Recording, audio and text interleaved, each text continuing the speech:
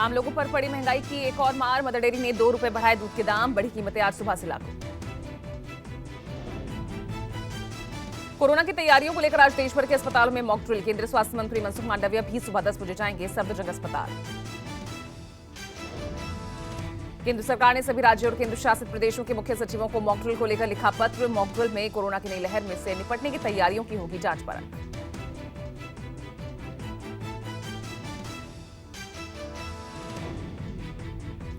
Corona को लेकर mock drill में अस्पताल में बेड, दवा और ऑक्सीजन की उपलब्धता को परखा जाएगा। साथ ही डॉक्टर, नर्स और पैरामेडिकल स्टाफ को लेकर भी तैयारियां देखी जाएंगी।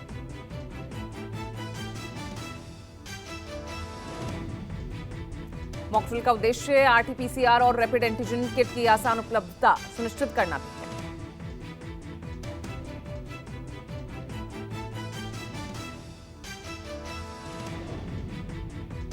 भारत में बीते 24 घंटों में कोरोना के 196 नए मामले सामने आए। 2 मरीजों की मौत हुई। एक्टिव केसेस का आंकड़ा 3,432 पहुंचा। दिल्ली एयरपोर्ट पर सोमवार को 4 यात्री कोरोना संक्रमित पाए गए। ये यात्री म्यांमार से आए थे। राम मनोहर लोहिया में है एडमिट। दिल्ली में केजरीवाल सरकार ने कोरोना इलाज सुनिश्चित करने के लिए 104 करोड़ का इमरजेंसी फंड जारी किया। बिहार के गया एयरपोर्ट पर मिले कोरोना के 4 मरीज। आइसोलेट किए गए म्यांमार और बैंकॉक से आए विदेशी नागरिक। झारखंड के स्वास्थ्य मंत्री बन्ना गुप्ता ने सोमवार को कोरोना को लेकर की हाई लेवल मीटिंग। कोविड की तैयारियों का लिया जायजा। दिल्ली एयरपोर्ट पर विदेश से आए यात्रियों का रैपिड कोविड टेस्ट जारी। कुछ यात्री पाए गए कोरोना पॉजिटिव। कोरोना के मामलों में उछाल को देखते हुए दिल्ली सरकार के अधिकारी सरकारी अस्पतालों का दौरा करेंगे। तैयारियों की करेंगे जांच परख। दिल्ली में सरकारी स्कूल के टीचर्स होंगे एयरपोर्ट पर तैनात। विदेशियों से आने वाले यात्रियों पर नजर रखेंगे। कोरोना केस बढ़ने पर केजरीवाल सरकार का फैसला।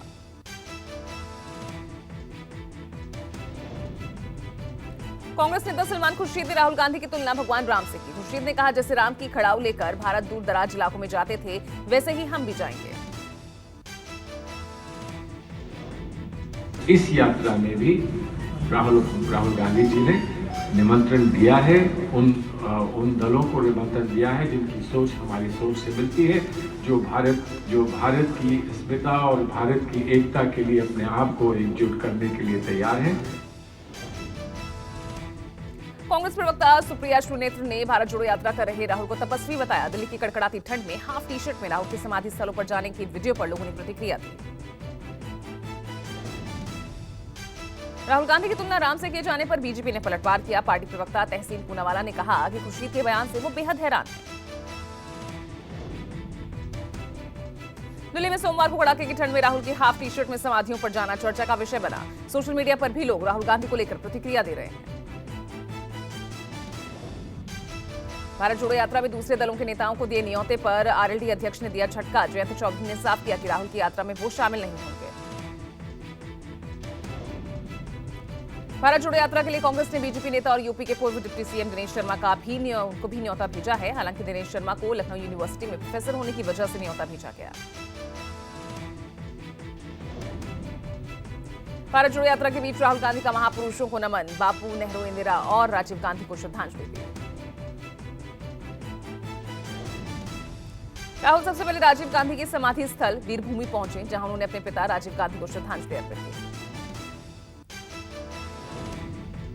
राहुल सोमवार को दिल्ली की कपकपाती ठंड के बीच दादी इंदिरा गांधी और परदादा जवाहरलाल नेहरू की समाधि पर भी पहुंचे और उन्हें श्रद्धांजलि दी।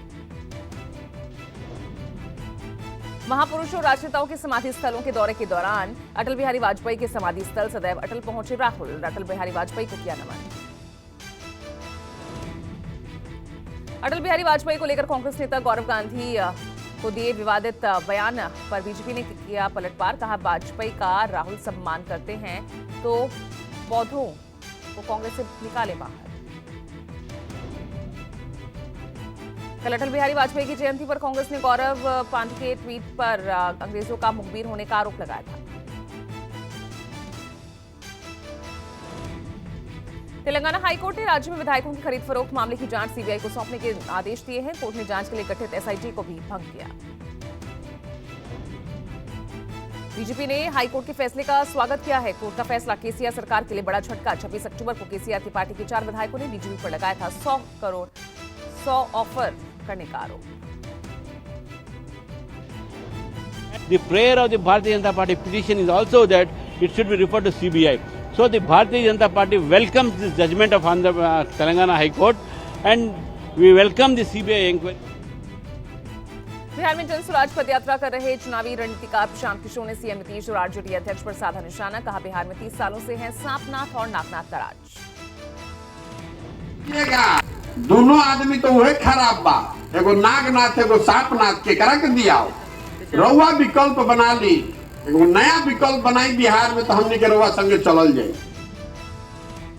केरल के मुख्यमंत्री पी विजयन आज पीएम मोदी से मुलाकात करेंगे। केरल सीएम के रेल परियोजना और बफर जोन मापदंड जैसे मुद्दों पर प्रधानमंत्री से चर्चा करेंगे। तमिलनाडु के एक दिवसीय दौरे पर बीजेपी अध्यक्ष जेपी नड्डा 2024 चुनाव की रणनीतियों पर पार्टी पदाधिकारियों और नेताओं से करेंगे चर्चा। दिल्ली मेयर चुनाव के लिए नामांकन का आज आखिरी दिन। मेयर और डिप्टी मेयर पद पर बीजेपी ने अब तक नहीं किया उम्मीदवार का ऐलान। यूपी निकाय चुनाव में ओबीसी आरक्षण पर इलाहाबाद हाईकोर्ट आज फैसला सुना सकता है। प्रदेश के 760 नगरीय निकाय में चुनाव होना है।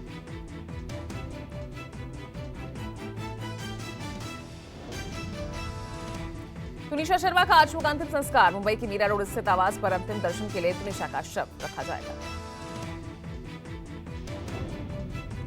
तुनिशा सुसाइड केस में बड़ा खुलासा। आरोपी शहजान खान की कई लड़कियों से संबंध थे। एक गर्लफ्रेंड से पूछताछ की तैयारी में मुंबई पुलिस।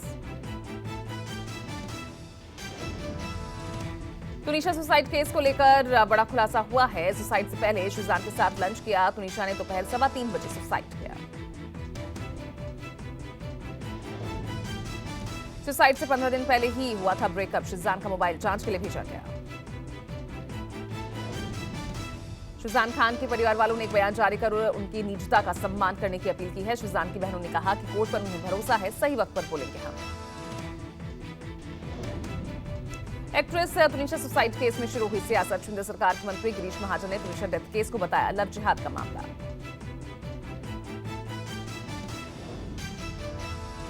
महाराष्ट्र में ऐसा कानून लाएंगे कि इसके बाद लव जिहाद के मामले इस महाराष्ट्र में नहीं दिखेंगे। इतनी क्षमता सरकार में है वो निश्चित।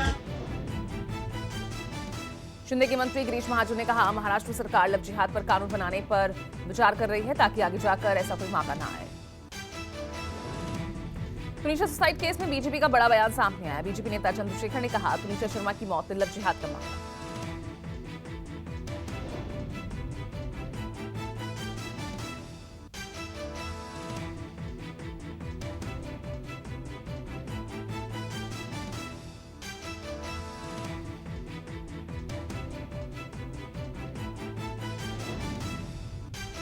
गुजरात के नडियाद में बीएसएफ जवान की पीट कर हत्या कर दी गई। बेटी का अश्लील वीडियो वायरल करने की शिकायत करने लड़के के घर गया था जवान। पुलिस ने सभी 7 आरोपियों को अरेस्ट किया। गुजरात एटीएस ने 300 करोड़ के ड्रग्स के साथ 10 पाकिस्तानी तस्करों को अरेस्ट किया है। एटीएस और कोस्ट गार्ड ने साझा कार्रवाई में जब्त किया 40 किलो ड्रग्स। गुजरात के सूरत में राजपुरी गांव के सरपंच की हैवानियत। युवक की बेरहमी से पिटाई के बाद कार से बांधकर 500 मीटर घसीटा। सूरत में हैवान एक शख्स ने अपनी पूर्व पत्नी को एचआईवी पॉजिटिव का इंजेक्शन दे दिया। महिला के चरित्र पर शक करता था। पुलिस ने आरोपी को अरेस्ट किया।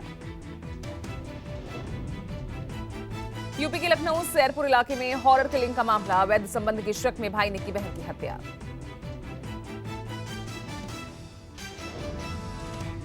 राजस्थान यूनिवर्सिटी में सोमवार को सिंडिकेट की बैठक के दौरान हंगामा। आपस में भिड़े एनएसयूआई एबीवीपी के कार्यकर्ता। पुलिस ने भी हुड़दंगियों पर भांजी लाठियां। असम में डिब्रूगढ़ पुलिस ने भारी मात्रा में विदेशी असलहे बरामद किए हैं। पुलिस ने एक AK-47 राइफल, 2 बोतल बम और विस्फोटक बरामद किए।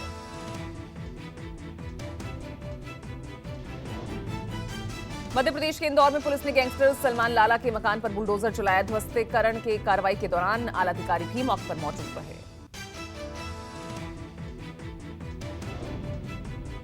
यूपी के बुलंदशहर में मुस्लिम उलेमाओं का बड़ा फैसला। शादियों में डीजे का इस्तेमाल करने पर मौलवी नहीं पढ़ाएंगे निकाह।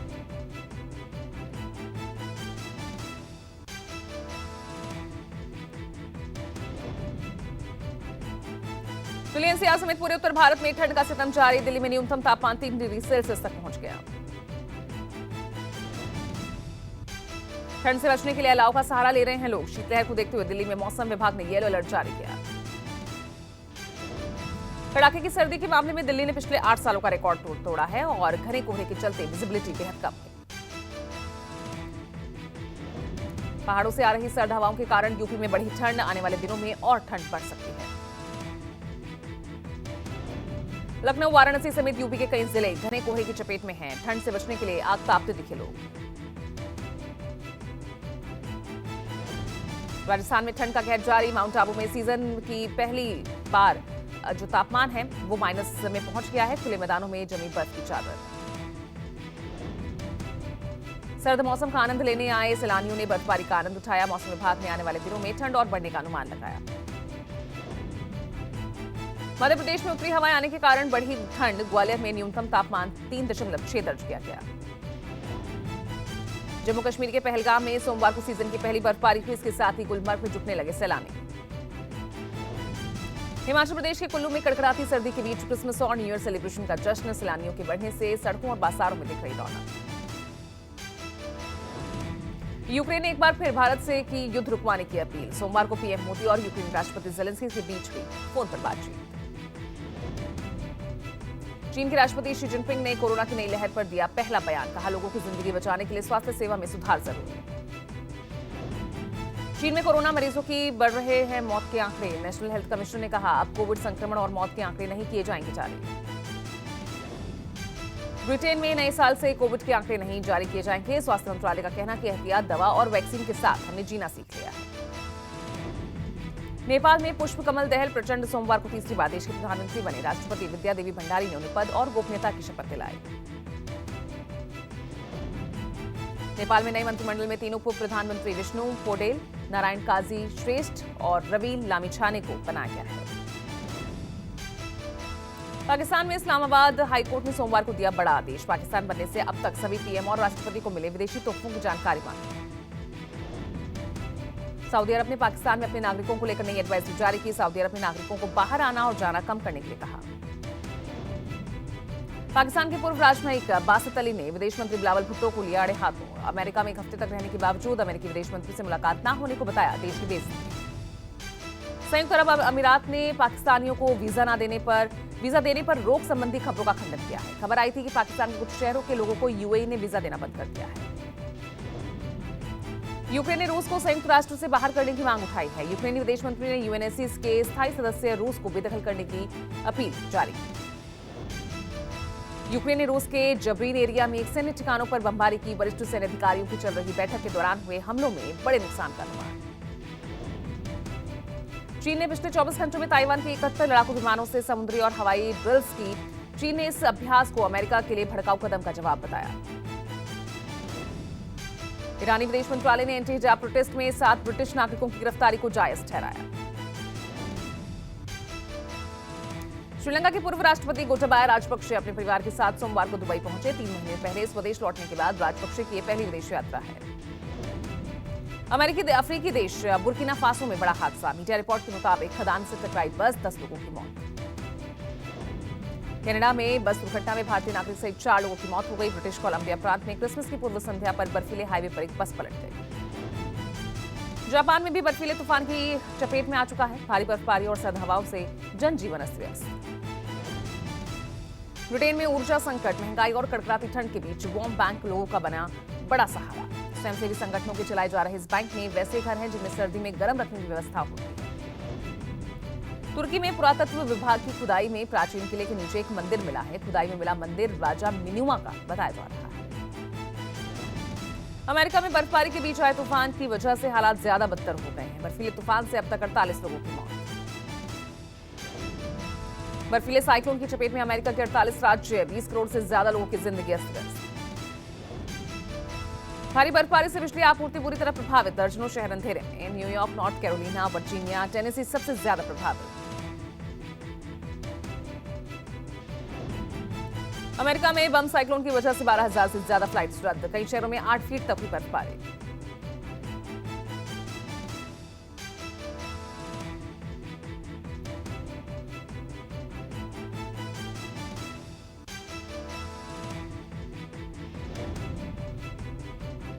श्रीलंका के खिलाफ घरेलू सीरीज के लिए टीम इंडिया का आज ऐलान। T20 टीम की कमान हार्दिक पांड्या को सौंपे जाने की संभावना। टीम में पृथ्वी शॉ की हो सकती है वापसी।